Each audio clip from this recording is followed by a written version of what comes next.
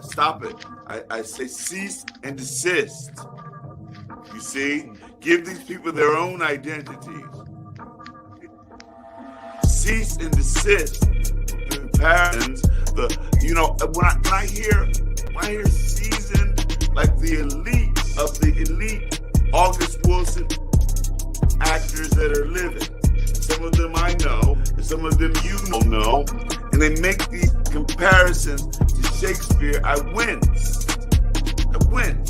for them. Hey, welcome back to my On the Shoulders of Giants YouTube channel. I am Joseph Ward, the founder, creator, and author of On the Shoulders of Giants. And here we tell the stories of our sung and unsung heroes. Our stories from our perspective at your fingertips. So the unsung and unsung heroes that we mostly don't learn about, and we talk about African culture, the diaspora, and we learn as much as we can right here on the Shoulders of Giants. So make sure you tell a friend, to tell a friend, to tell a friend to check us out. Subscribe to this YouTube channel. On the Shoulders of Giants, hit that subscribe button, hit that share button. Make sure y'all up in these comments. Make sure y'all liking this. Please, everybody who is on the stream and who come on the stream, please hit that like button to help that algorithm, to help us get out there more and more people can know about On the Shoulders of Giants. I do want to say this. We did hit another milestone here on the Shoulders of Giants. We have crossed the 11,000 subscriber mark. So I want to thank, yes, sir. We moving up. I appreciate everybody who subscribed, everybody who watches, who supports. I appreciate all y'all because we was able to reach that 11,000 subscriber mark. And we're just a step closer to 100,000. That's it. Just a little bit closer to 100,000, but we're going to get there. I know y'all going to help me get there. So thank everybody for what they're doing here on the Shoulders of Giants. And remember, check out the website, www.ontheshoulders1.com. You see it scrolling at the bottom of the screen. Go ahead and check me out. You can also sign up for my email list if you go to my website. So that's there. Make sure you support me on Patreon at patreon.com/OTSOG. All of your contributions will go to helping On the Shoulders of Giants be able to serve the community and the black people that we serve a lot better. We can give them better quality stuff, and we can be more frequent with the information and education and just the events and things that we do for our community. So thank y'all, because we're about to get it in. We're about to have fun because I got the good brother Martin Burrows back on the channel. What's going on, brother Martin? Hey, Joseph, how you doing, man? Man, I'm trying to be cool like you when I grow up. Yes, sir. So Lacey O'Neill says, hi, Martin. Hey, Lacey, how you doing? What's going on, Miss Lacey? How you doing? Thank you for joining the channel. Thank you. Shout out to Lacey. She's a bronze medalist in the Olympics. Oh, shout out to you. That's congratulations. That is a great achievement. That's so cool. Yeah, so shout out to you, Miss Lacey. So without further ado, we got our housekeeping out the way. Like I said, we got brother Martin Burrows on here, and we're going to talk about his travels through the African continent because he went out on a quest to learn more about the African diaspora. And learning more about the African diaspora, his travels took him through the continent of Africa. So we're going to learn more about what he experienced, what he learned new, the people he encountered, the cultures he encountered, everything about the African diaspora that we can fit in within the time limit that we have. So y'all sit back, relax, get your pen and pad. Let's do this, get your snacks, and let's learn a little bit. So, brother Martin, last we talked, it was about your travels in the South Pacific, going through Fiji and everything in Melanesia. And I'm just picturing it in my mind as you're telling me, because I'm just thinking about the lush green atmosphere and the landscape and the blue water and the people. It's built off of Dr. Rashidi's travels as well. Yeah. So your travels also took you to the African continent. So when was your first time actually traveling to Africa, and where did you go? Okay. Before I go into that, I should talk about what inspired me to go to Africa. Okay, let's do that. What inspired you to travel? First, props out to Richard Pryor.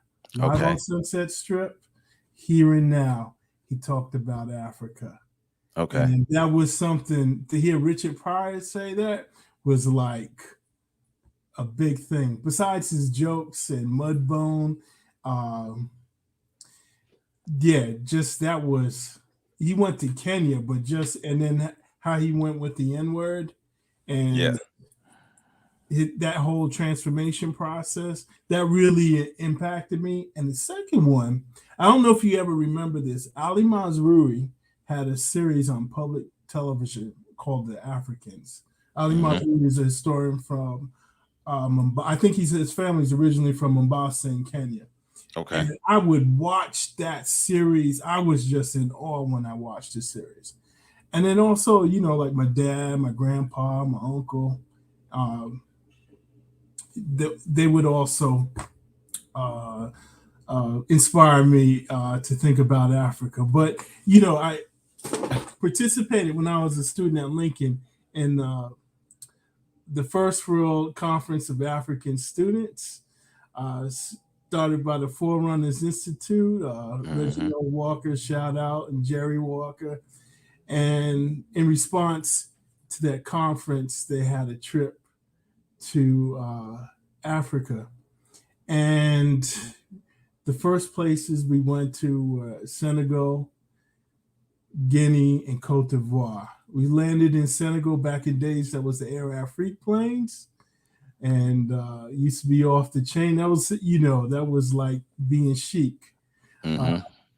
But yeah, so the initial visit, we landed in Senegal, then transfer on another plane. We went to Cote d'Ivoire, went to Abidjan, and Abidjan is my city. Okay. I want to see some folks from Lincoln there too. It's my alma mater in Pennsylvania. And Abidjan is in Cote d'Ivoire? Cote d'Ivoire, yeah. Okay. I would later go back there and I'll share that later. And I was just in awe. You go to the Hotel Ivoire, the president at that time, Hugh Fouet-Boigny, and you know, also who inspired me about Africa was Howard French. Okay. I think it's like Tuesdays or Thursdays, I would wait for his articles and read anything that he wrote about Africa, because he actually grew up. He spent some time in Cote d'Ivoire as I think a teenager or a young adult. Okay. So those writings like definitely had inspired, you know, brother writing about Africa in the New York Times. What? Got to check it out. Yeah. So I think he's retired, but last time he was the bureau chief of Beijing, I think, Beijing or Shanghai for the Times. So Abidjan, oh man, that's like Plateau. That's like the place. Coco D, where everything goes down. Hey, Abidjan is all right. So we stayed there. I stayed with the general. They were like homestays. It was pretty cool for me. It's the first time that you don't stake out. It's like you're in the flow because you're around nothing but folks. So that's always, you know, you don't have to think about any racial things. Not that things that been on the continent, but being around all those folks, you just like. So with that being said, was it difficult for you to adjust to the atmosphere and the culture of there's no racial thing because we're all black? Was it something that it took a little time, or was it an instant transition to that? That's an instant transition because you like attach yourself to it because it's like, yeah, you're not an oddity. Not that we really oddities in America, but it's just different. And one thing I would like to say here is that while they might not have racism like the States, but depending on where you go in Africa, you do have ethnocentrism. Yeah. Or tribalism, as they'll call it. Yeah, but otherwise that you just like, especially West, because we got we're genetically connected to the West, some Central, some Southern, and I would say also they took some folks from the East as well, East and North, knowing how Okay. slick the British are. Yes, Right. So, let's go back a bit. So Senegal first, correct? that was just at the airport. Okay, just in the airport in Senegal, then go to Cote d'Ivoire. Okay, all Yeah, right. because Okay, that was like one of their main hubs, and you always flew in Senegal first, and then you would okay, switch on the plane and go to wherever you were going.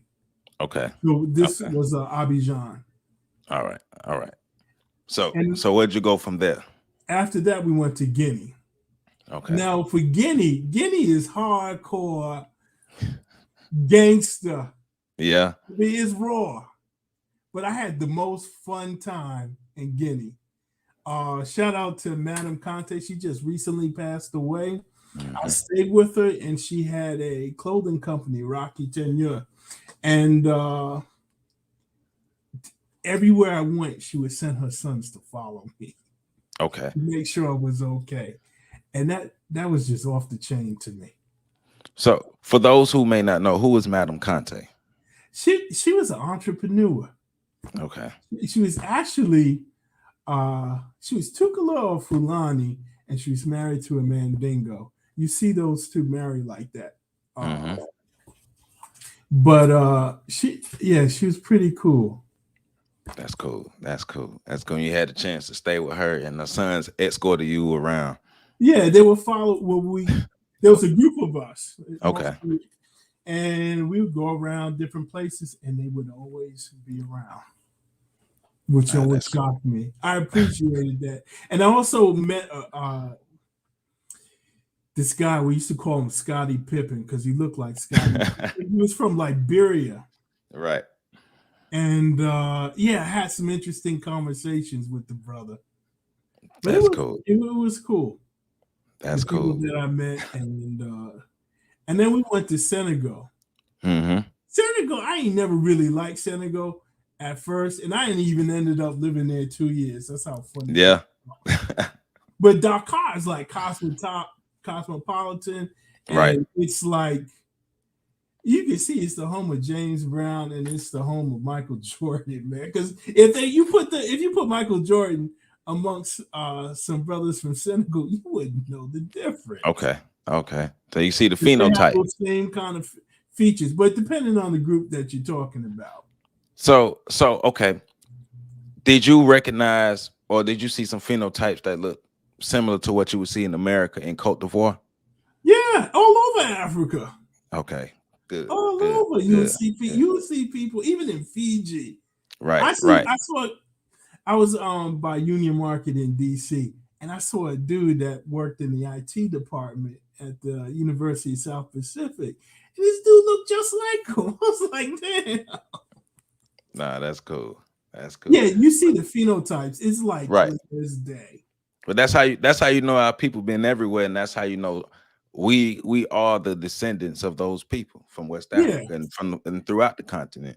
And that's also why unconsciously or consciously we feel at home there. Because that's your peeps. Yeah. So and what's one of the great things about this conversation, I haven't been to Africa myself, but that is definitely Joe. I know. Oh, come on, bro.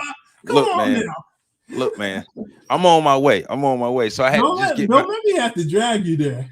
Look, you're not gonna have to drag me. I'm going. But so right. Ducks are in the row. I had to get my ducks in the row. Now it's time to go. But I do believe every Black person need to go visit the continent to get a feel of, to be able to see what's going on in the continent, to get a feel of the culture, to get a feel of just the love that I hear, because in the media they're always saying that Black people and African people can't get along. But every time I have conversations with people who've gone to the continent, they tell me they've had such a great time and how great the people are.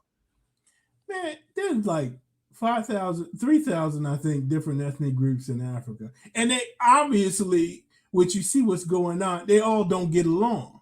Of course. But saying that, it's still, because I talked about the ethnocentrism earlier, but it's a place that you can go and for like 5 minutes, you can really concentrate on yourself. That's good. And then after that, then it's regular life. Right. So how was like the food, like Cote d'Ivoire, Senegal? What type of foods did you get a chance to eat? Did you experience anything new? Poulet, chicken, a lot plantain. If you drink sorrel in West Africa, they call it bisop, and you have ginger beer, the baobab juice. To me, Senegalese cuisine is some of the best cuisine on this damn planet. Because that chebu jen, fish and rice. If you want chicken, chebu gana, the mafe when they have peanut soup. Oh, the food is off the chain. Right. And the thing about it is, it's something familiar. Like you taste it, you'd be like, "That's soul food." I mean, that's what I was just about to say. That's it. Because I've had a chance to eat African food, West African food, Ethiopian food, different types of African cuisines, and it, like you said, it reminds me of soul food. Like that's the origin, but literally that's the origins of it right there. That's what we brought over. Yeah, you go to Kenya, you have sukuma wiki, which is either kale or collard greens, and the bean dishes.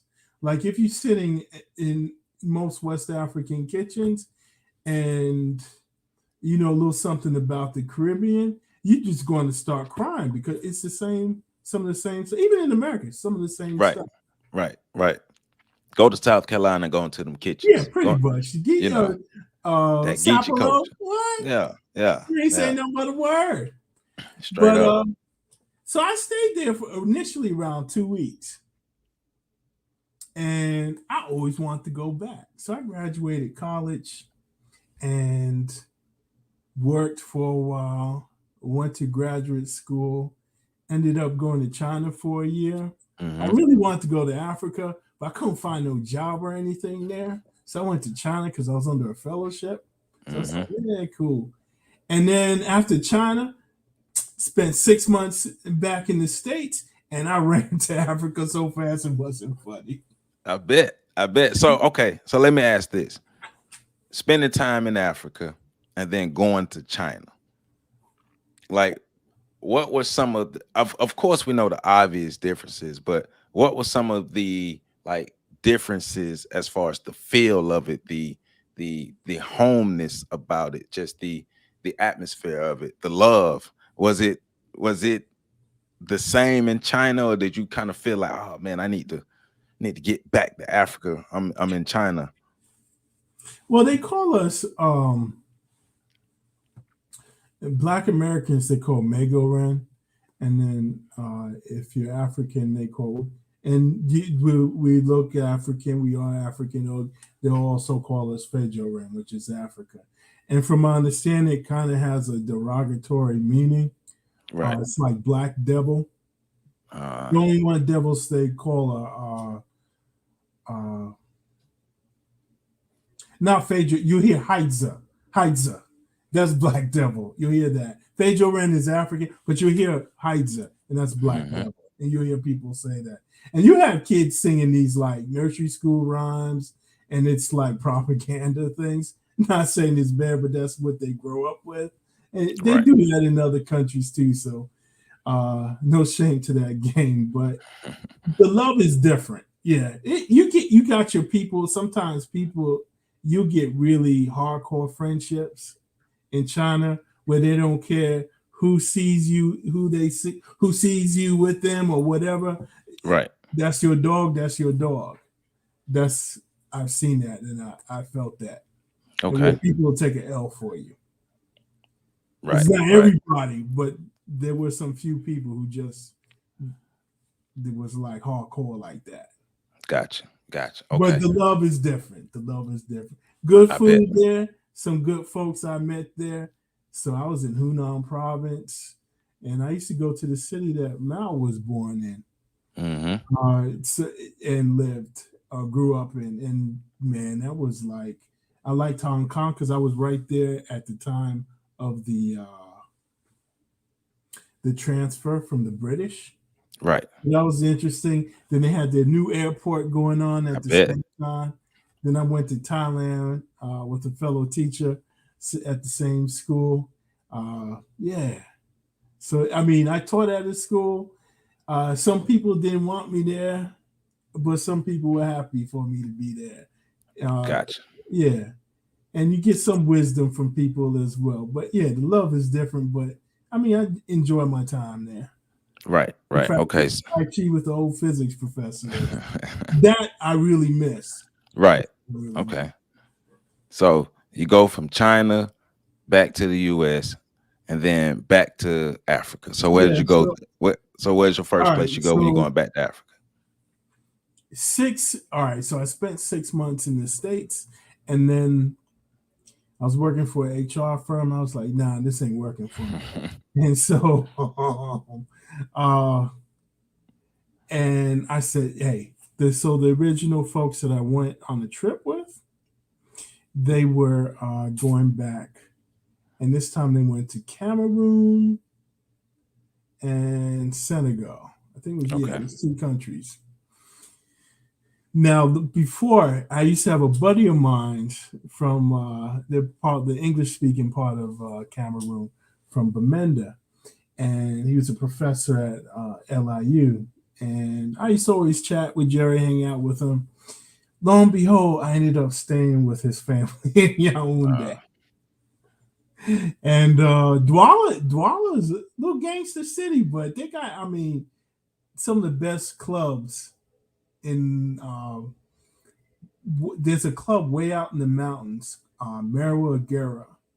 It's where the first president is from. He's a Fube, which is Fulani. Mm-hmm. We're in the middle of nowhere. And these folks are playing. This is later on, probably a year down the line. And they're playing music from all parts of Africa. Then they're mixing diaspora music with it. And you just can't fathom. They got all this stuff going on. Right. And they're mixing it one after the other. And it makes sense they're mixing. You know how you go to some clubs here, and not all our clubs, other people, and the music just be like off. That stuff, they were playing that thing like WBLS in New York, or so like it was off the chain. Like, so it's like Afro beat system. Afro Latina music. Okay. I don't know if you ever India. She's Puerto Rican, and she made a song "Love and Happiness," which is Yemaya and Oshun, and they were playing that there, and they were playing other music. I mean, and it just took me away. That's cool. So before we move forward, Ms. Lacey has a question. She said, I saw that question, Lacey. Okay. I identify with every one of them. Everywhere. Okay. Because your tastes change. One day I'll be feeling like Swahili in Tanzania. Nairobi's my city. Or I'll be feeling, might feel some sheep, Senegal. And Benin's always in my heart if you go out to Ouida. Because Ouida, they used to have a festival every year. I don't know if they're still doing it. And Ouida, they would have a festival where they would kind of pay homage to those taken in the slave trade. Right. And I never made it to the festival, but I made it to Ouida. And we were dealing with, that's when I was working with refugees. I'll get to that part of the story. And that had a soft spot in my heart there in Benin. That's just, okay. I went to Porto Novo one time, All right, let me. I'll Go say ahead. this, and then I'll go back to how I found a job in Senegal. So, I went to Porto Novo looking for returnees because a lot of history that I researched were returnees, like from Okay. Liberia, folks in Togo, what's his name, Olympia. The connections between Muslims in America when they took us over there, how people always want to go back. That was always. I mean, my thesis was Pan-Africanism in the African world, and where I concentrated on was Pan-African movements back to Africa from Brazil. What information I could gather. That was always an interest in me. Okay. So I'm in Cameroon, and so we go to Senegal, and I ended up staying in Senegal for 2 years. No, I went with the purpose. I had $1,000 in a traveler's check, and so shoot. Yeah. Now you said it like, I was there. I was having some fun, but I wasn't trying to do it, but it just worked out right. No, I planned on doing that. I said I had $1,000 in my pocket, and I was going to flow there. And so when in between, you're in Abidjan again because that's the hub. That's one of their big hub. Air Africa, I think, was headquartered in Abidjan. So that was always their hub. They had the best connections at one time for most of Africa. So we went there. I saw these American folks, and I was like, "Hey, what are you doing?" And blah blah blah blah blah blah. And he told me, "Say, hey, if you're staying in Senegal, Kevin, shout out to you. Stay.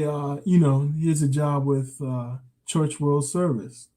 And so when I went to Senegal, probably within a month or 2 months, I had a job working in the U.S. Refugee Resettlement Program. Church World Service had the contract for West Africa and East Africa. Okay. But that turned to a 2-year stint. That turned actually 3 years. It's 2 years in Senegal and 1 year in Ghana. So we traveled to refugees.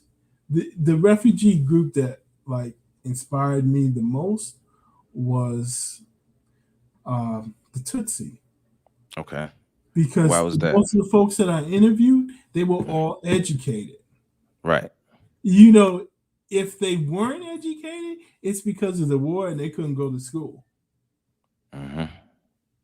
But they were quite educated folks. I knew one family, and the family's here.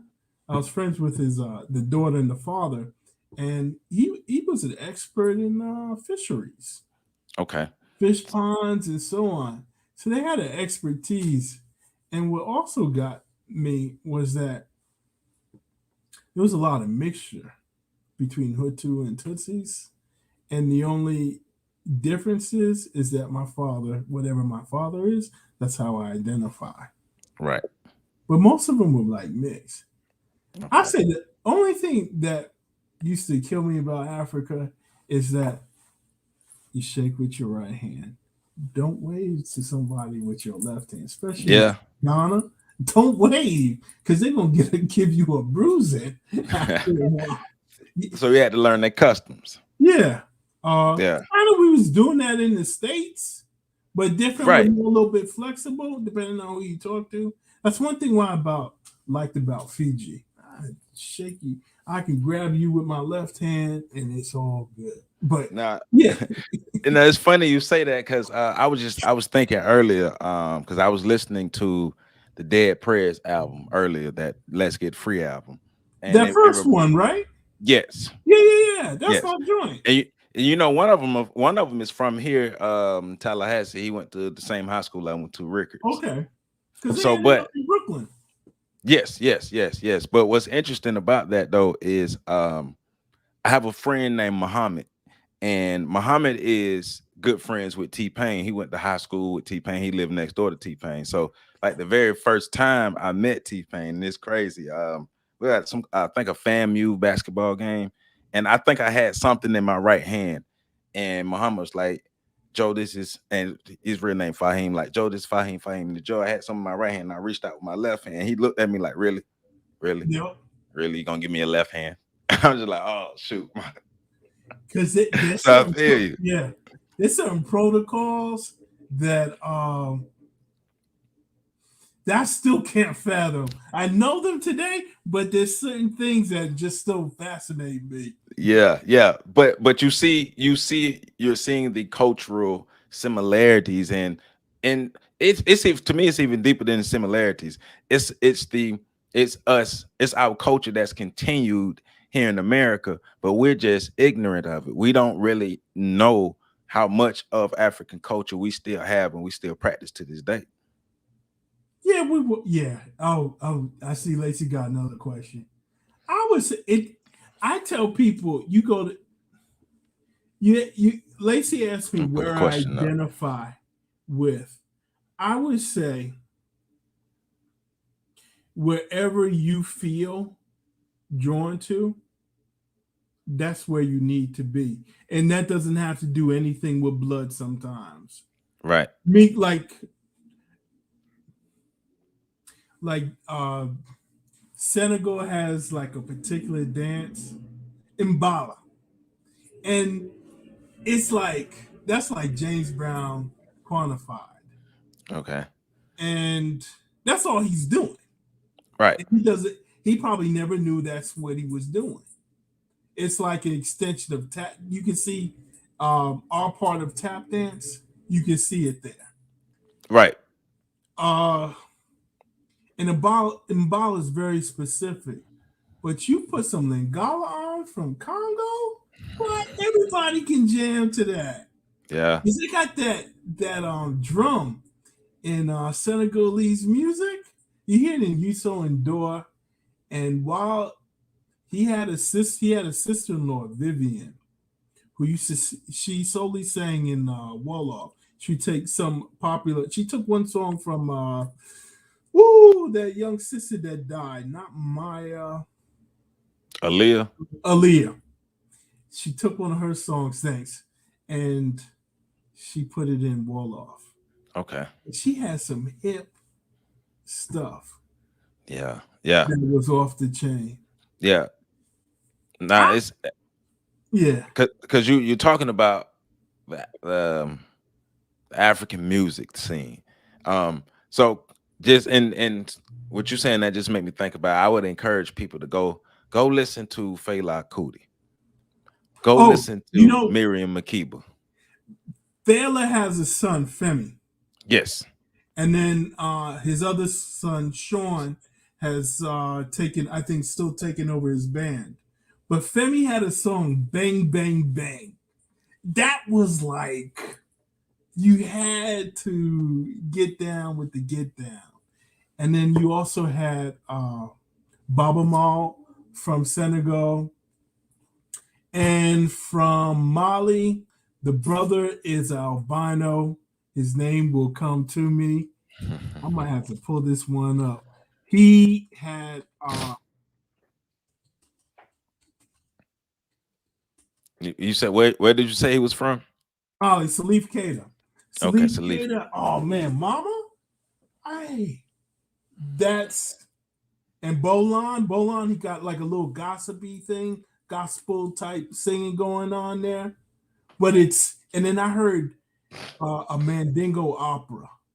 It was off the Wow. chain. It was Wow. I couldn't.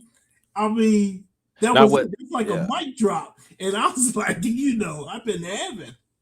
Hey man, African people. One thing I've learned from doing all my research for On the Shows of Giants is our people, African people, we are bad with our pens. We're bad with creating things because you're talking about an opera.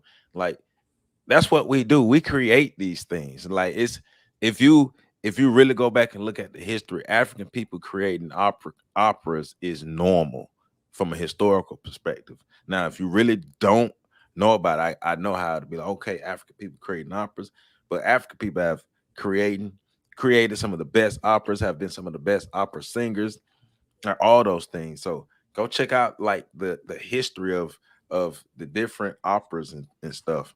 So and then like Dr. Rashidi and I talked about, look at how Pushkin and Dumas contributed to the operas of France and Russia. So check that There's stuff some out. other players. Lala, who's commenting, she's a scholar as well, and Lacey is has some excellent experience in Africa as well. I would say Lacey. I would also say Gambia. That's because I knew the boys were there, and I just was always cool. Yeah, Lala, I know that. I mean, Lala Linda. You know what's surprising about Linda is that I went to Lincoln with both of her children, and I saw one when I was in Cote d'Ivoire that first time, Right. and then Linda spent time in Senegal. So yeah, that's Okay. Okay. And but all right. So all of this is your second trip back to the African continent. So 2 years in Senegal, 1 year in Ghana. Yeah, working with the refugee resettlement program, I was going like in and out of like Ghana because you had the Liberians. Liberians are always very interesting to me. I want to say something about that. Go ahead. When a lot of people talk about Liberians, they'll say it's the Americo Liberians that were at fault. No, it's not just them. It was the folks there too. Right. And some just didn't get along and they was warring with each other. I wish it could have been under different circumstances. I know some of the stuff that folks did, the Americos, and I know also that the folks that were there, whether they Pele, crew, they used to tell me that you get a crew from crew because they like the ocean and they were excellent sailors. Yeah, I got to double check, see if that's, but they are sea people. So the Americos were the they were the folks from the U.S. Okay. Now with Congo people, you got to be very careful of what migration you're talking about, because initially it was African, it was Caribbean, African American. Henry Bishop, not Henry. Oh gosh, there's an author, Wilmot Blyden. Yeah, Edward Wilmot Blyden. Yes, I enjoyed his stuff. I thought he was intellectual at like the high. I mean, that was my man. Yeah. But that Sierra Leone, I like the food wise. I like cassava leaves, potato greens. I think potato greens is really collard, but yeah, man. I don't like tin fish in my potato greens. I like potato greens plain or with chicken. But yeah, they have cornbread, and in the middle of the cornbread and Liberians, they'll put like not spam, but corned beef. Okay. In between. In the middle of the cornbread. Yeah. Oh man. That was down, boy. Yeah. Yeah. That's like a sandwich without having to make it like that. Oh, but that's just Liberia now is just it's gonna be growing pains. Yeah. Yeah. And the same thing with Sierra Leone. Yeah, just be growing pains. And, and some of that stuff was instigated too. Mm-hmm. People paid off. Look, you got Firestone in Liberia. So I won't say it. Even when I was there, they were trading diamonds. Diamond companies were set up in Conakry, Guinea, and get diamonds across the border. Yeah, we know about De Beers and all of them been setting up for years and years and years. So yes. Okay, moving along, and then I would go like to Youth on Doors Club, and I like some of his songs, but I never really got into Yusa and Dora that much.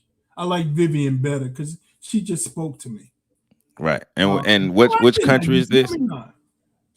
Which country is this you're saying these This is singers? Senegal. Senegal. Okay. And then they had these guys that played Trois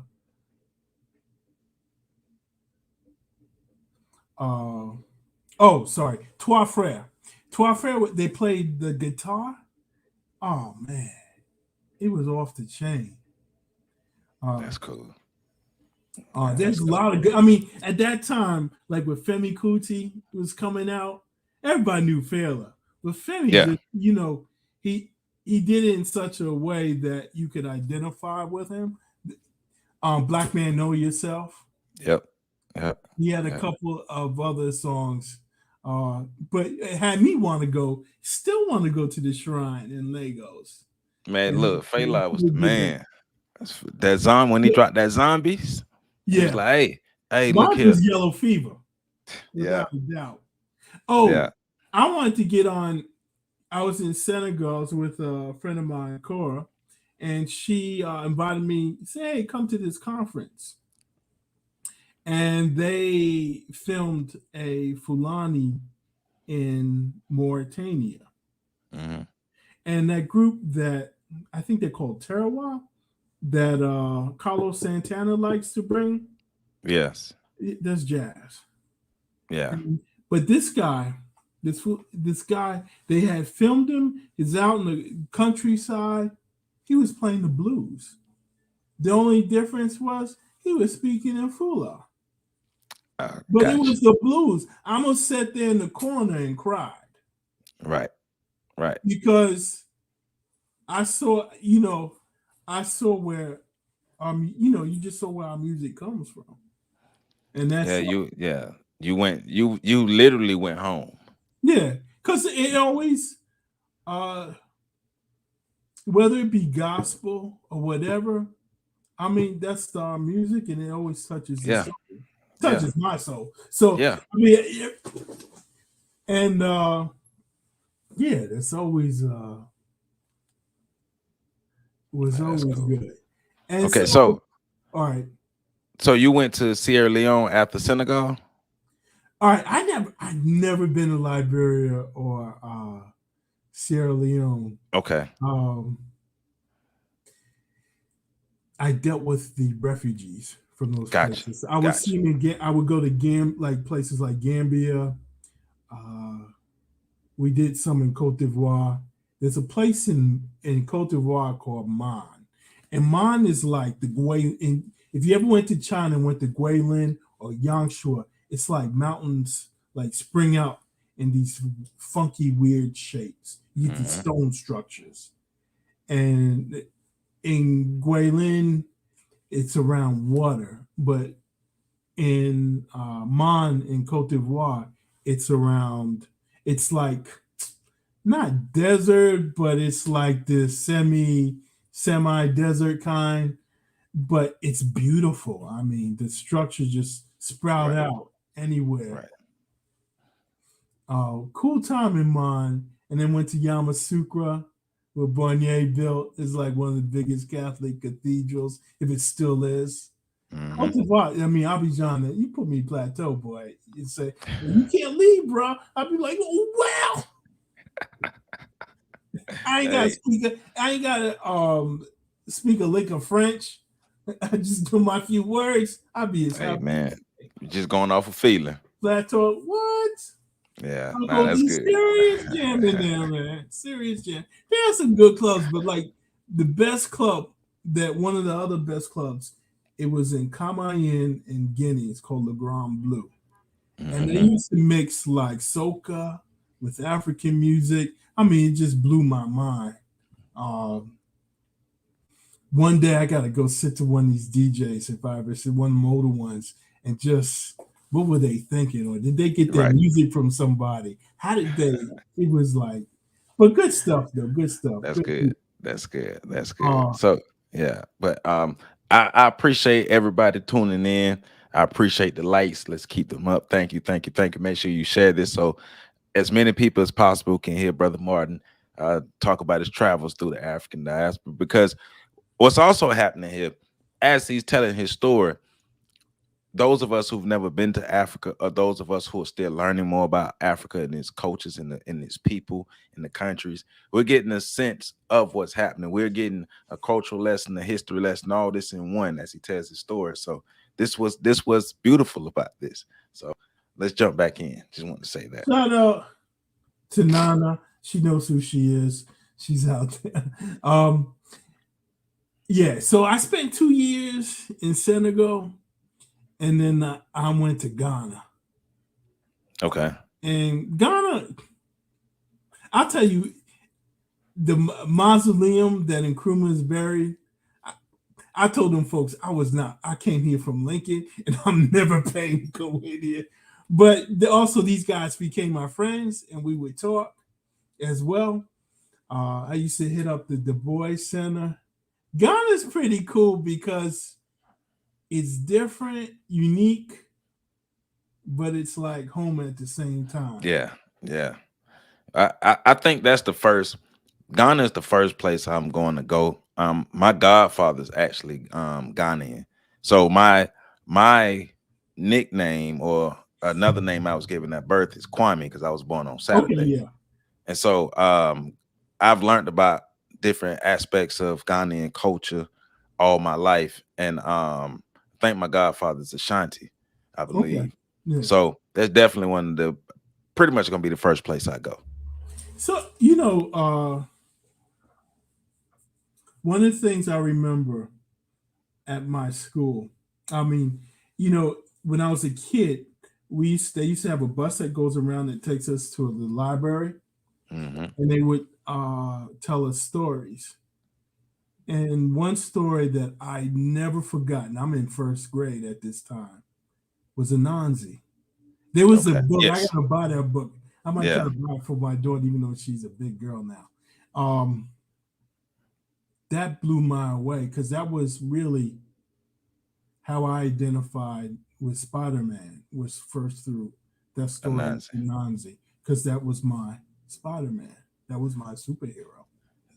So and I called myself Anansi. I had an email for a long time called Anansi. Storytelling. Yeah. Storytelling. So let me ask you this. With that being said, did you ever see the series American Gods? Yep.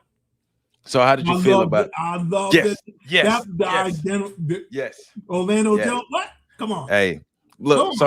So the only I thought them taking him off kind of took the series down, and eventually the series went away. But Orlando, shout out to Orlando Jones. He represented the nonsense. That was off the chain.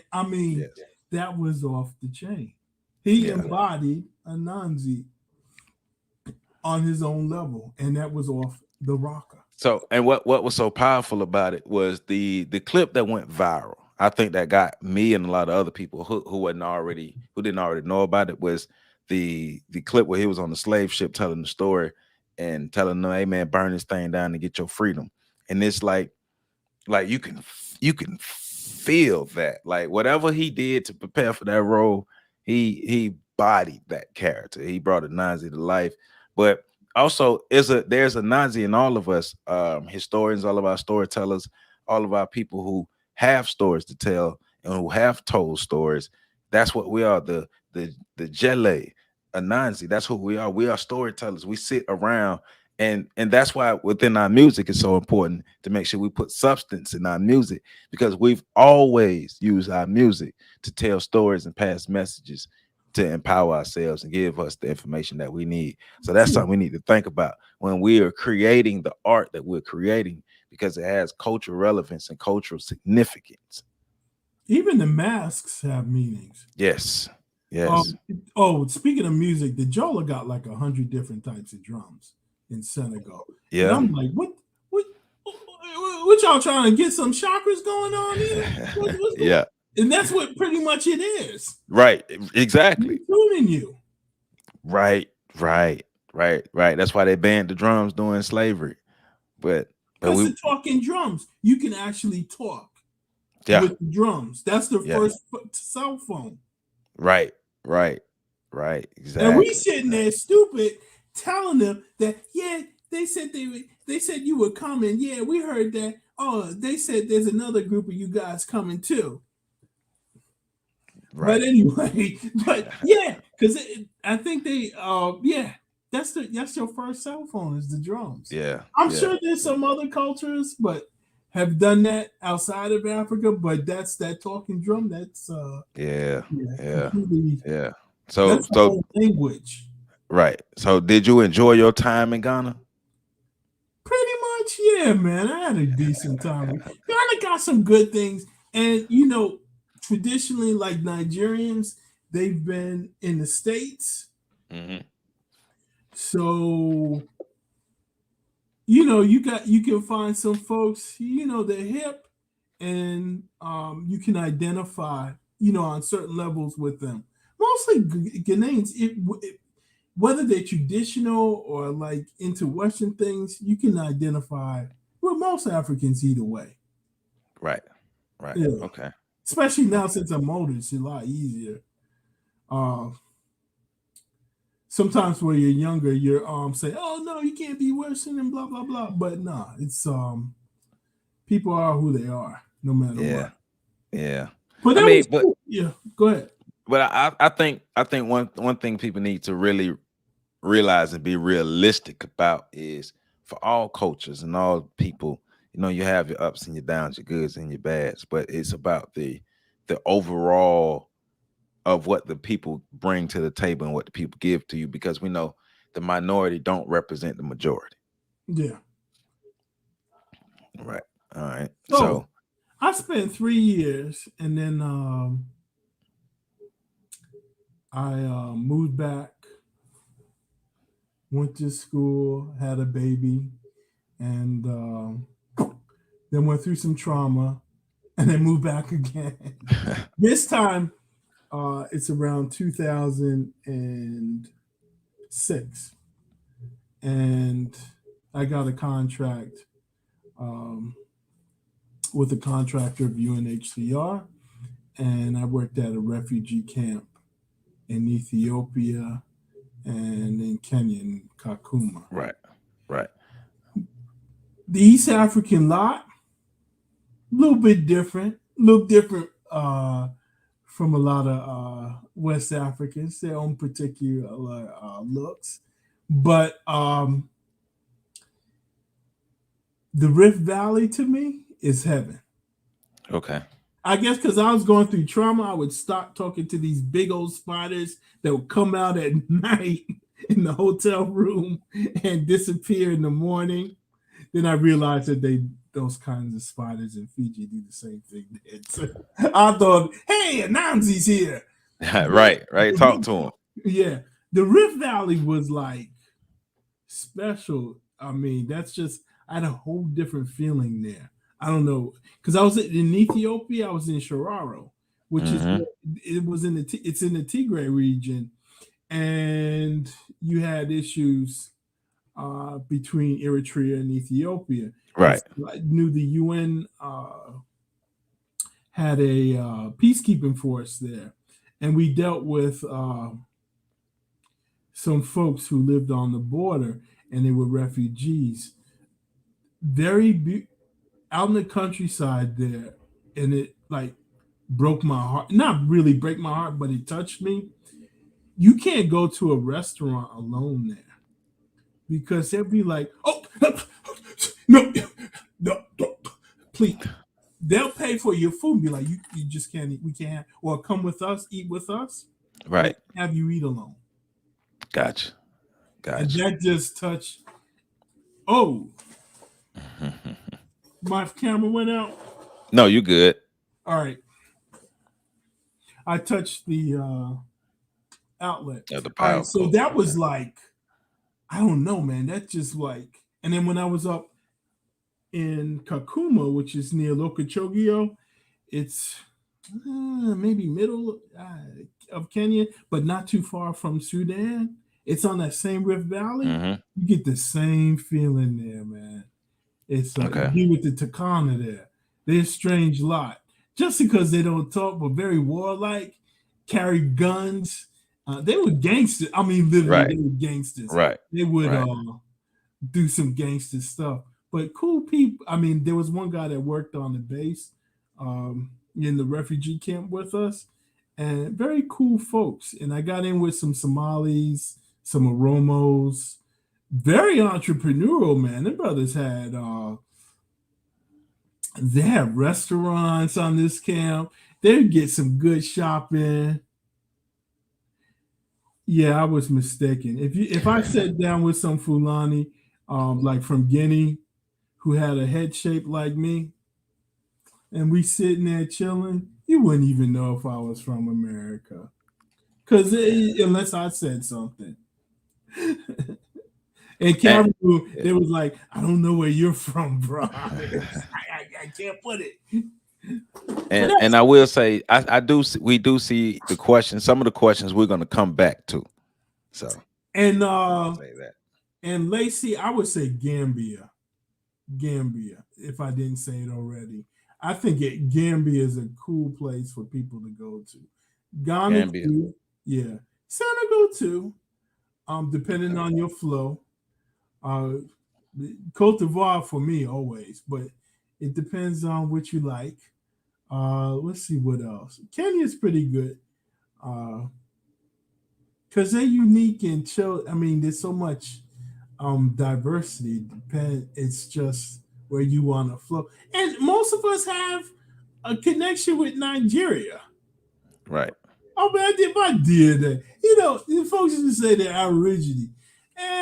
I think maybe we came over. You know, we had some ships. It might have been the place to be. And so we all hijacked over here with other people from other places. But my DNA says, was it Wolof, Ghana, Mano River region? Got like 20 different types of African in me, plus other things as well. But that's all good. That's why I say identify with where you feel home at. Right. For me, it depends on what day you talking to me. Because I might feel Benin one day. I might even feel Togo one day. Or I'll feel Congo, man. Congo always had, I used to have dreams about Congo. I got to go there. I did go to South Africa. Shout out to Sipo. He okay. It was a classmate of mine's, friend of Atiba. Shout out to Atiba. And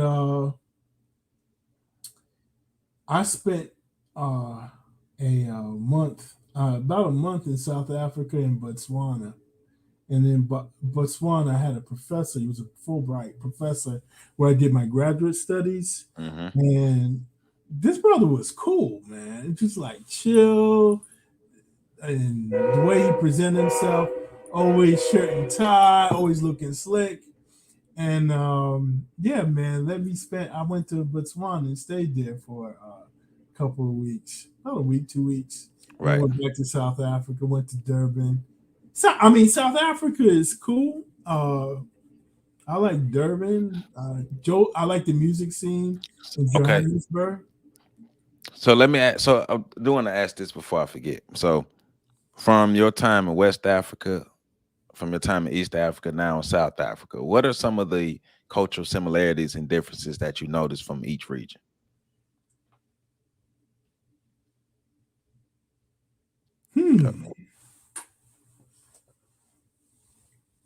It's the food for me. Mm-hmm. And it's the socialness.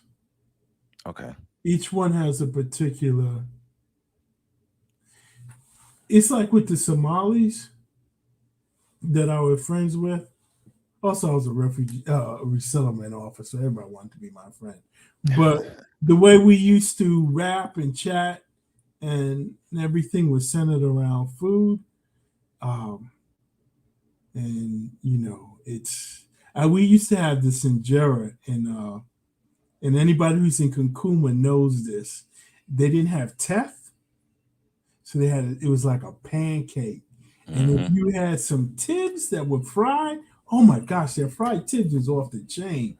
And just the oil and grease, because they like olive oil, made that injera taste. I mean, it's something that is unique.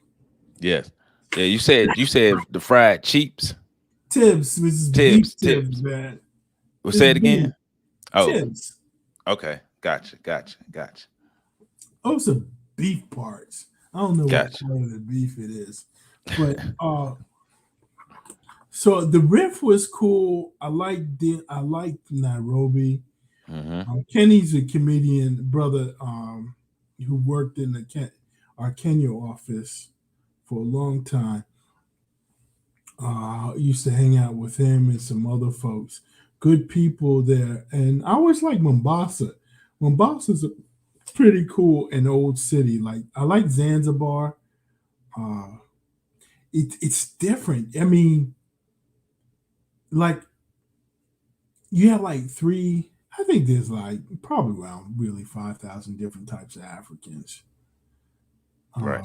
And New Guinea has a little bit more folks, different types, but they're all unique and they all have their their particular uniqueness, which is beautiful. Right. And then for us, we're accumulation of a lot of it. But even then, I was discussing this with Lacey. The groups that you know now in Africa, a lot of them are new groups. They weren't always the different migrations. So Africa that was 100 years ago is different from Africa that is now. People are different. The different mixtures. It's a lot happened. A lot happened in the 500 years. Just the natural expansions of African empires on top of colonialism, all those things that were borders being mixed up. You're right. 500 years ago, that Africa does not look anything like this Africa. Just imagine 5,000, 10,000 years ago. It was a wholly different. They got cities in South Africa that they just find, out of Johannesburg. We need a lot more of Black archaeologists and people digging up these things. So go ahead. Let me shout out Prometra. Lala knows this. Linda knows this. They're a herbal association for natural medicines and traditional arts. Prometra is very cool. I don't know what they're doing now, but I couldn't wait sometimes to sit. When I was in Senegal, I used to go by their office because I was fascinated about that. How we use herbs and stuff traditionally, and also led to Palo, Yoruba religion, and other religions on the African continent. And I want to give a shout out to Ai Kweyama, who lives in Papagine in Senegal. And St. Louis is pretty good in Senegal. I'm jumping all over the place. But St. Louis is cool because they had a jazz festival. And it's part tourism, but I think on certain levels, they know that's their music too. Right. So you're saying Senegalese music in St. Louis? St. Louis had a jazz festival. They had jazz. You can go to the place and they'll play like at that time they had VCR, maybe some CDs. There were CDs or VCRs at that time, and they will play like Miles Davis. Miles Davis looked like he could flow in Senegal. Like you wouldn't even know. If he looks like the brother looked like he was from Senegal, but that was just something that I don't think a lot of people know about. They do, right. And a lot of folks also appreciate our music as well. Oh yeah. Shout out to Lawal Muhammad, another friend of mine. I met him in China, and then we met up together in Ghana because he's from Nigeria, Kano region. Brother's a straight cut Muslim. Never seen anyone like him. Just like he has a path, and he won't. He own it. He ain't getting off his square for nobody. He don't want nobody to mess it up. He's a cool brother like that. That's what's up. He always, if you ask him, man, Nairobi, I don't think Carnivore restaurant. where you can eat all different types of meat, like what's it like? What's that deer? Not antelope. Is it antelope? Antelope, yeah. Yeah.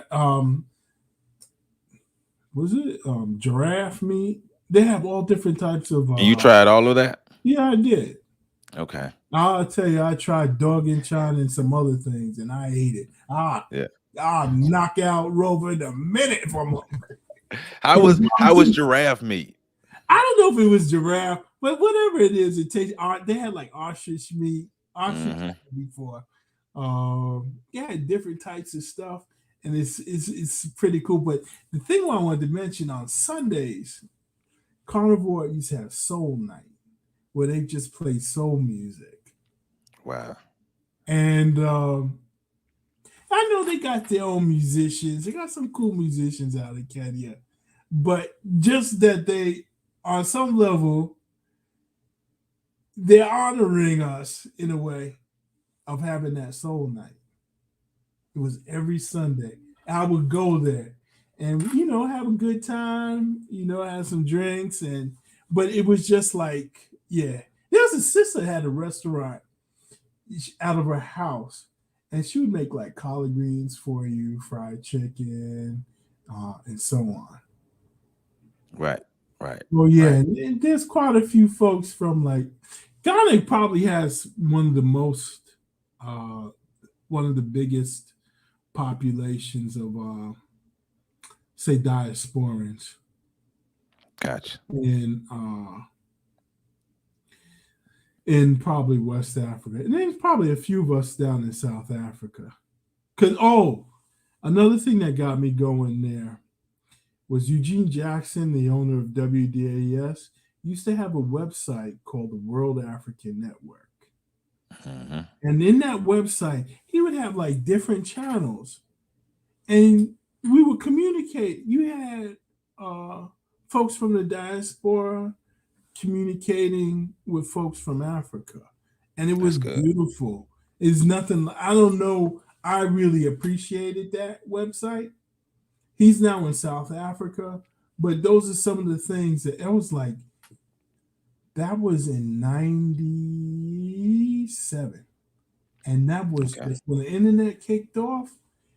That was just a beautiful thing to have, and folks were communicating.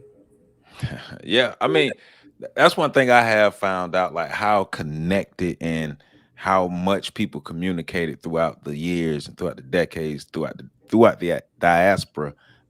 Just doing my writings and just doing my historical research, like the idea that was painted to us growing up was everybody just so separate and separated, and we don't know anything about each other. Then you dig through history, like, man, African people been linking forever. Like black people around the diaspora have been linking forever. Like we have not been these destitute people who were ignorant of the world and ignorant of traveling and other cultures and stuff. That was the Europeans. Well, the Europeans are straight conquerors. They're straight. If they have a sense of themselves. Yep. And if you ain't on that set, if you're not, I'm not gonna say strong in your sense, but if you don't recognize their game, yeah, but you're right. You're right. Because we are. I mean, look, that's that. Because like, dang, they know Britain. Look what they did. By nature, we are hospitable people. But I would just tell these people by now, you got to treat terrorists like terrorists. Like that's basically what he's saying. You treat terrorists like terrorists. Don't get it twisted. We're not saying everybody, but don't get it twisted. You know what? I think some of what, if you looked in our ancient history, we weren't always humble, and that's a bunch. We wasn't. Hey, you see that?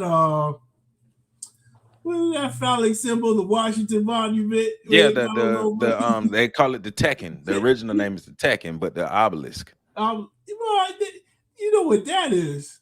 Yeah, that's like derogatory when they put that up. Hey, like we came for these coaches, for these coaches, and knocked you out and took your head. What you do about it?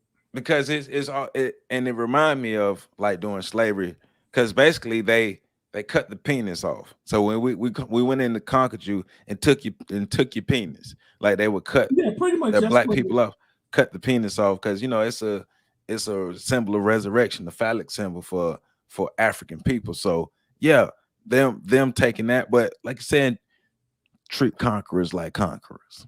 Yeah, Yes, sir. we got some conquerors up in this. Well, yeah. When I coach, like, how you think? I keep telling people all the time, how you think kingdoms and empires expanded? Yeah. Oh man, When nobody else brilliant around but military us. contact. Some brilliant military strategists. Yeah. Within the African continent. Oh yeah. Oh yeah. Oh yeah. And So and what's inspiring is Shaka. Remember that? I don't know if you ever saw that story that they did. yep, Shaka Zulu. Shaka Zulu, and then the Bears used to try to put their little stuff out there. I said, look at these mothers. But anyway, but that too, they fudged some stuff up in that movie. But that was just, I really like seeing it, and then learning more about the Zulu heritage, the Xhosa, and some of the other groups. Oh man, that stuff is beautiful, man. Oh yeah. Oh yeah. Yes, it is. Yes, it is. Yes, it is. The dancing, the stepping that they do. Oh man. Oh yeah. So how many separate trips have you taken to the African continent? Last couple of times I've been going back to Tanzania. Okay. I stay right up in Moshi Arusha area. Okay. Okay. So but overall, because I know you talked about your first time and you went to the United States, you came back, you went to the United States and you came back. And from there you visited multiple times, but mostly to Tanzania. Last two times. Okay. Okay. Tanzania is quite diverse. I mean, you got Arusha that's in the middle of the country. What's it? Damian Marley with Nas. Yeah, distant relatives. Yes, that irks me because I know what he's talking about. Yeah. And right across where his mother used to live, I don't know if she still owns that house. What was the song? I think it's Distant. Was that Distant? Because Distant Relatives was the name of the album. They were talking about a city and like. Yeah. That song used to irk me, man, because that's like, that was like my vision, and they would compare it to like a U.S. city. Yeah. Not that it needs comparison, but just that probably helps people to visualize. But that's how they were in Atlanta back in the 90s. There was a poster that used to go around that had all the African capital cities. Okay. And I got a copy of that, and that was like always my standard. Right. That's cool. Cities. For me, I always do it like Africa because that's my flow. Exactly. I can be away with it, but somehow I have to be connected with it, whether I'm going to a restaurant and having some down-home food from here, or having some fufu, or some injera, or some chebujen. Feel at home. Yeah. It's some way, but that's my flow there. Right. There's something that over the years that I just kind of had to accept. It's a play. I remember my sister told me one time, you've always been happier when you came from Africa. That's just my flow. So with that being said, if somebody asked you why, or what would be the benefit, or just overall why they should visit wherever they want to go in Africa, what would be your answer for somebody asking, why should I go visit Africa? Well, if you have to ask why, then you don't really want to go. Mm. Unless you're searching for a place to go. But if you have to ask, why should I visit Africa? I don't even want to have a conversation with you about that because it's no sense. I'm not in the business of being a lawyer and trying to convince you. Right. Because it's either it's your flow or it ain't your flow. Right. And if it's your flow, you're gonna know. You don't even have to go there because it's already you. Gotcha. It's you don't have it's already born. That flow is within you. Yeah. But I would say if you want to go, like I said, Gambia is a cool place. Senegal's cool. Very slick folks. Yeah. Very slick. Folks down the Lagos, I think, could be slick too, man. But I still want. I'm not. The shrine, I don't think Fela's family owns that anymore. But Femi has a club, and Sean has it, and I want to just go there because it bang bang bang. He's in his club, and that was just fascinating. And Fela used to date his sister for a while. For real? In LA. Yeah, I forget her name. Uh-huh. You'll be surprised. I see. And another place, Ethiopia is always pretty cool. I like Lalibela. Yeah, Ethiopia is always in the mountains there. All right, I got to share this with Ethiopia.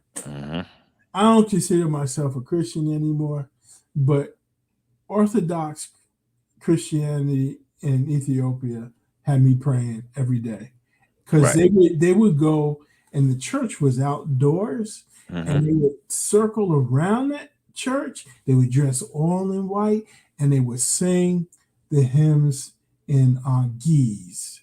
And that just, I don't even know, even though I know at certain points it was a state-controlled religion, but how they did it, just the purity of that. And I don't know if they did it they had a traditional religion before that they had, or maybe they always been Christians, but that was the most beautiful thing I ever saw. I mean, that service I ever saw.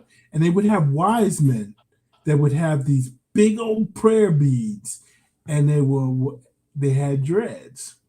They were the Rasta, and they would go around, and you can go talk. Some of them are seers, where they would give you advice, and man, that stuff was like, I mean, I would go to this is like you go to church, you can sit there and just pray all day.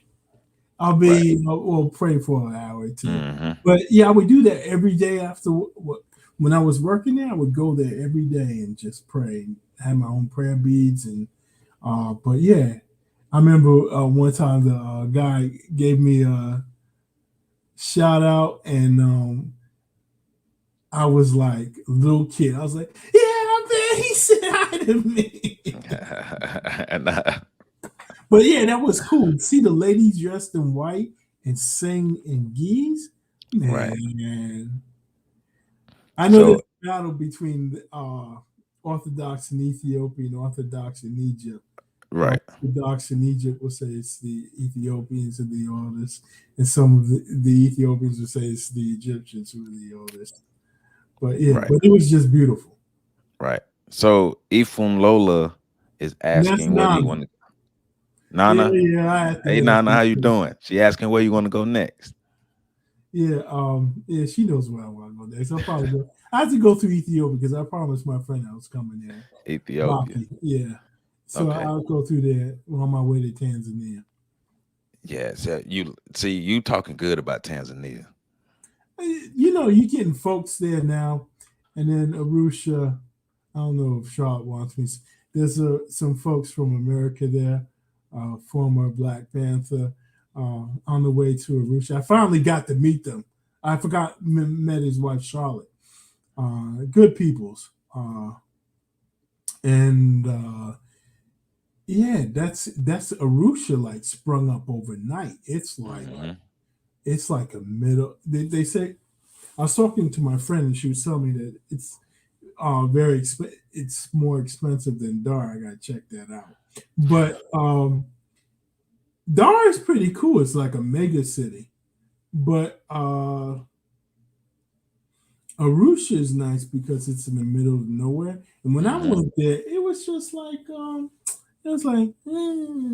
went there this time. I almost went through culture shock because I was like, Dad, where'd they get all the bill? They did some investment. The university, there's like 3 universities there that did an investment in the city. And that's off the chain.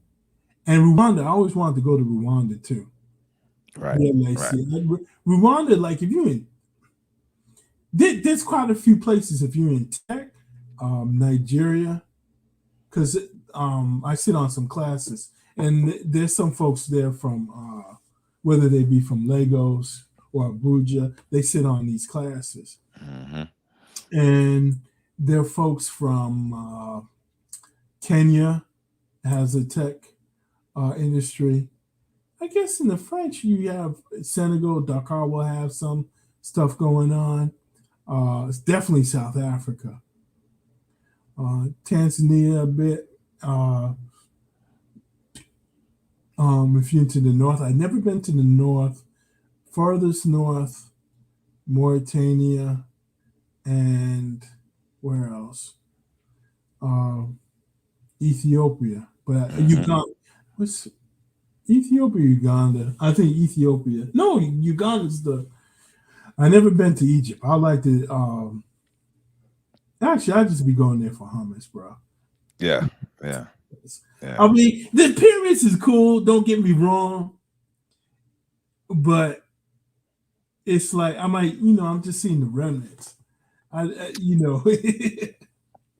was a magazine, the brother. I think it was American Visions, and I think he used to go and work out of either Alexandria or Cairo for like 6 months out of the year. I don't think he publishes that anymore. Yeah, that's Pete. Yeah. Okay. That's what I was talking about. Charlotte's husband is Pete. Okay. Good. Charlotte. So I actually met Charlotte here in DC. Years ago. She plays the kora and very beautiful musician, and met at it was what were we talking? We talked about living in Africa and African experiences. That was always I used to go there every year. There's a community center here in Woodridge, in DC. But yeah. So yeah, man, I was always active with this. Bro, you gotta go to bed, man. Because we Nah, I'm in it. I'm in it. Yes, and Lacey talks about Rwanda. Rwanda's got a look. Rwanda seems interesting. I always love. I don't know if they still have a coffee shop here, but they had a coffee shop in DC and New York. Okay. And that was to promote the coffee beans. I don't know if they still have them, but yeah, I heard the coffee is slamming. Yeah, because the Kaffa region in Ethiopia, it's straight hardcore gangster coffee. Yes. In Senegal, in their coffee, you got Cafe Tuba. I drink that thing religiously. Oh, and that's the name of the coffee? Spicy coffee. Spicy cups. How does that? Okay. Spicy coffee. But explain they it. brew it with some spices up in that piece and some traditional herbs. And so it's like hot coffee. It's like hot coffee and spicy. I bought my parents a candidate and they tore it up. Oh yeah. Yeah, man. You couldn't find it anymore because I mean when I first went to Senegal, I used to get palm wine. Yeah. But I used to get it in the bottle, and I thought that was a treat, bro.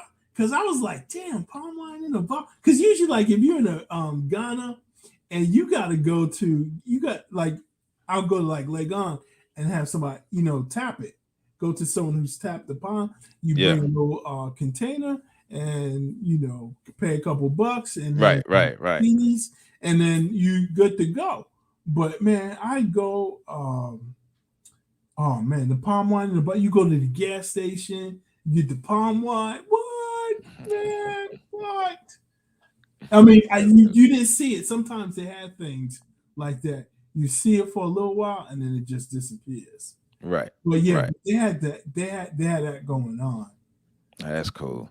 So we had a couple questions some people had. So Louis is asking, how far back in history was the trade between Liberia and America since we're in BC? Nah, that Liberia is recent. I mean, with the last probably 600-700 years. I mean, when was they brought us to Liberia? Probably 1800s. Remember, they brought the folks who fought in the Revolutionary War. 1800. They would bring them to. Some of them were sent to Sierra Leone. Okay. Liberia was around before, and you had different. I think the Mandingos are recent there. I got to double check. But you have the crew, you have Pele, and some other folks. Gotcha. Yeah, I never really studied traditional Liberian history, more so with us going back. And I used to talk with a lady with the last name Cooper. She lived here in DC, and she was she was married to a Liberian who was a Americo-Liberian, and one of her, I guess, nieces wrote a book and was a writer for the New York Times who was from Liberia. But yeah, there's always been some kind of connection. Gotcha. Oh, yeah, I can say this now.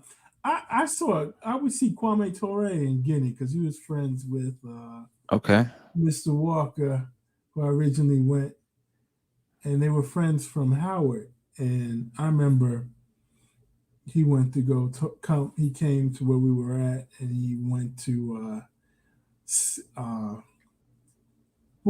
he went to talk with Mr. Walker, and he said, "Hey, take this." He gave us some money, and we went and got some shrimp or chicken and made some spinach. So yeah, I always remember he's a cool dude. That's cool. See him at the. I used to go to the All People's African Revolutionary Party when they would come to the campus and listen to what they were saying. Cool right. Folks. But anyway. But I saw him there. Man, you'd be surprised who you meet sometimes. I bet. Yeah, like when you travel, you see people. And be like, hey, that's such and such. Yeah. I'd meet people who there's this one brother, his name is Calfani, and he is in Senegal. So I see this guy. And I noticed by his accent, he was Bahamian. And then my dad's Bahamian. And came to find out that his sister used to be married to my uncle, Nigel. And it's just funny that we met right there, right. out of nowhere. And then sometimes I would meet people like Ghana sometimes, if you're in Accra, old school folks, and they see that you're from the States, they're like, yeah, man, we've been waiting for you to come back. I mean, because it's like Dr. Lee there. Dr. Lee passed, and he was one of their first dentists. He went to Lincoln too. And I think Dr. Lee was either from Virginia or the Carolinas. Can't remember. Maybe Tennessee. But he went there, and he stayed there up until his death, I think. Okay. Yeah. So Ghana traditionally, his son, yeah, he had children there. There's always been a connection. The Fifth Jubilee Singers went around South Africa, made a lot of people feel good about that. But yeah, there's always been a connect. There's always a connect, even though people might want to sometimes hate each other. We both do it on each side, but Yeah, we connected though. But most of the time, a lot of us are connected. Oh yeah. Oh yeah. Oh yeah. I mean, Oh yeah. one of my best buddies, Sam, is from Ghana. I mean, Hey. Lolo being from Nigeria. Yeah. So I know I've been exposed to people from the African continent since elementary school. I've had friends from various countries in Africa since elementary school. So here, for me, it was like I had no concept of a rift between Africans and African Americans because my parents had friends who were African. Like I said, my godfather was from Ghana, so we were around people from Africa. So it was just like, in my mind, we were all one. So I had to kind of learn about the politics of it throughout the world. But for the most part, I still think now, because we know what we're up against globally, I still think now, even though it may be a difficult task, I still think we need to have a Pan-African mindset and a Pan-African outlook and realize that we all are one. We do have our differences, but we got our similarities. But one similarity we do have is the same enemy. So we need to work together. But you know what? In saying that, we also have to realize the challenges we have is because there's so many diverse, different types of Africans. Yeah. So even Europe has those challenges. Oh yeah, yeah, yeah. They just sometimes have better ways of dealing with it. Not that we don't. We've been through different experiences. Well, they've had the history. They've had the history of coming to bringing all those, because they've had to bring all those different groups together so they wouldn't be wiped out by Persia and all these other places. So that history of coming together for war, but they're not always together for coming together for those means. Yeah, when the important times they come together. Yeah. Other than that, and that's and that becomes a challenge. But still, it's a healthy challenge. Exactly. So I got to kind of bring this to an end because I got another meeting I got to get to. But bro, you done started something and now we gotta go. I mean, bro, you already know what that means. That means just part 3. Another shot. That just means part 3. We hit them with these cliffhangers. We gotta give them something to come back for. Can't give it all to them right now. We gotta do one on South America. Because, I'm down. Because they had more folks go there during the slave trade. Yeah. I'm not gonna say slave trade anymore. I'm gonna say the enslavement period. Right. Down there. Oh, and a lot of powerful stuff. These 2 books here. This is my second book on the Shoulders of Giants, Volume 2, Central America. This is my third book, South America. And in these 2 books, I cover a lot of the unsung heroes who were brought either via enslavement. Well, most of them basically brought via enslavement, but were able to fight back and do great things for their people and liberate their people in some ways. So yeah, we definitely got to go through South America because we could be on South America all day. And it's not just Mexico. I mean, the Garifuna of Honduras, folks in Colombia. And one of my favorite groups, Sidestepper. Okay, Sidestepper group, but it's I don't know if they still play together, but its core is like it's like an African core, even though it's kind of like a switch between house and techno, but on a different level. Depends on what song you. And there's a group that likes to sing Afrobeat out of Colombia. Okay. Okay. Oh man. Oh Hey, no. yeah. Bolivia, Paraguay. Yes.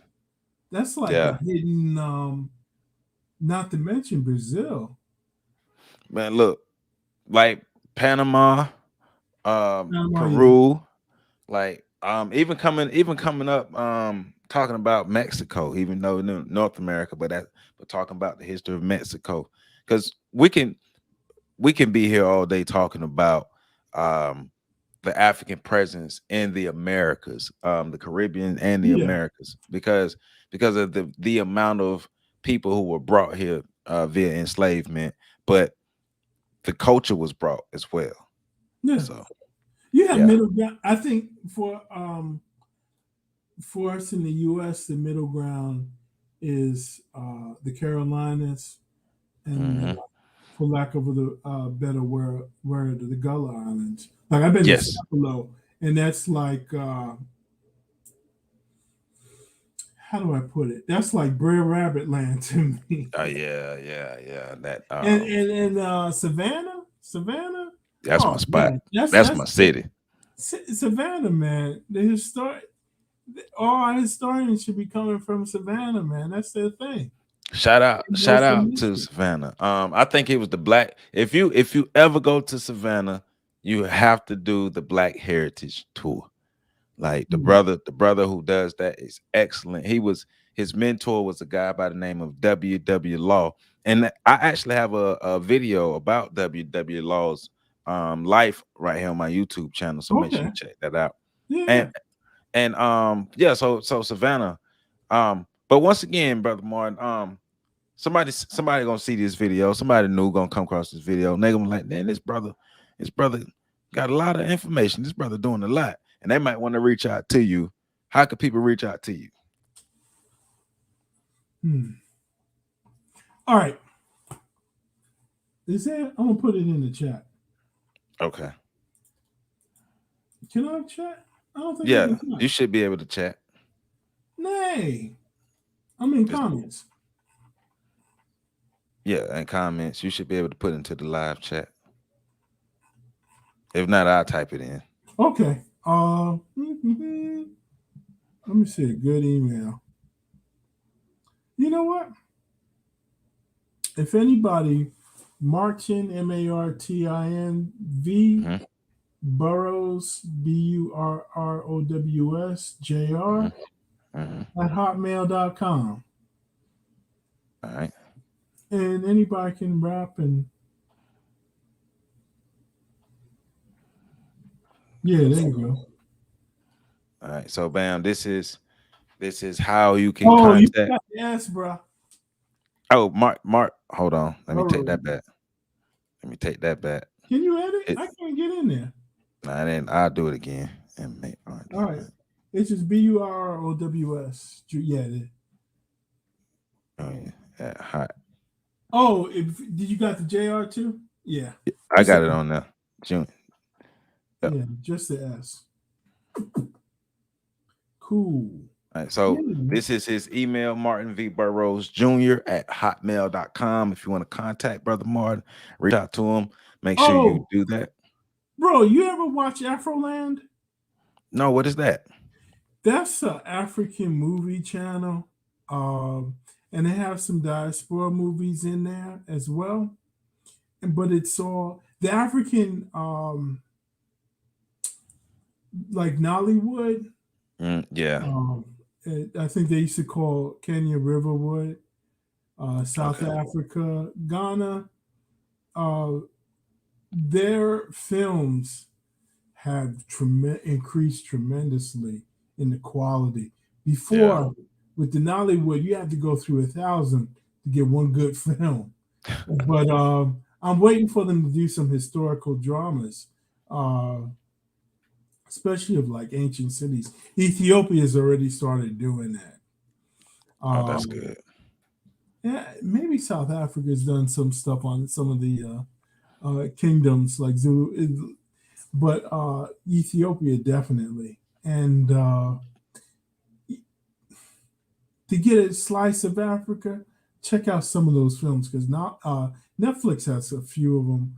But Afroland, They're trying to do good stuff, and they have the films out there for Right. free. And they have series, and they're from all around the continent, and some from the diaspora. So it's a good mix. That's what's up. So, Afroland. Yeah, Afroland. Okay. We Okay. have to get an affiliate program, bro, so we can get some cash going. I see that. I know Afroland. Holla at me. Yeah. Holla at me, Afroland. No, it's a good concept because I signed up when I found out what they were trying to do. So I said, hey, I've always done that. Okay. Yeah, I'm gonna Google that. I'm gonna Google Afroland. Oh man, bro, we've been on here almost 2 hours, bro. Yes, sir. It don't feel like it. Don't feel like. But I looked at the clock like I'm gonna be late. But All right, definitely, bro. Yes, sir. Yes, sir. But before I close it out, I want y'all to make sure y'all like this video, share this video, tell a friend to tell a friend. Make sure you check out the videos on this On the Shoulders of Giants channel. I just dropped the video about Matthew Henson. Make sure you come check it out. Check it out. You can support me on Patreon at patreon.com/OTSOG. Remember the website, www.ontheshoulders1.com. I'm gonna continue to do my thing. I'm gonna continue to drop this information. Remember, I have my 4th book, On the Shoulders of Giants, Volume 4, The Caribbean, coming soon. So make sure y'all check that out. We got some great stuff coming from On the Shoulders of Giants, and just look for just more content, production value to increase, and all these things here. Because if we're gonna do it, we got to do it right. So y'all stay black, y'all stay proud.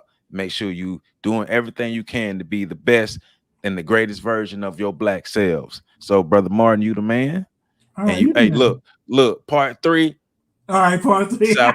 Part 3, Central and South America coming soon. You know what? We can touch something also on like African spirituality. I mean, we're gonna have to get, because we're gonna have, if we talk about Central and South America, we're gonna have to get into that's the homeland now. Yeah, that's the homeland. Brazil, yeah. Because you already touched on the IFA, so we're gonna have to talk about how it traveled. So that's sensitive. Oh yeah. I mean, y'all can see my Florida water in the back now. Hey. Now, you know what's real quick? You know what's funny? I'm from Florida, been in Florida all my life. I didn't learn about Florida water until I talked to somebody that was from Baltimore. I was like, what is Florida water? So I know about it now. Well, Florida water was actually introduced by Eastern European. Okay. They were making it, and then just the spiritual community picked it up. I got to learn more about the origins of that, but that's really, Florida water was really, that was from Europe, and we just picked it up, and because you can, and just started using it. So thank you to everyone who tuned in. Oh yeah, thanks everybody. Thank you for all the new subscribers, all the people who shared the video and everything, who hit that like button. If you haven't, please hit that like button, and we'll see y'all next time. Oh, shout out Betty. How you doing? Hey, Miss Betty. Hey, see y'all later. Peace out. All right, see ya. Yes, sir. All right, peace, man. Yes, sir.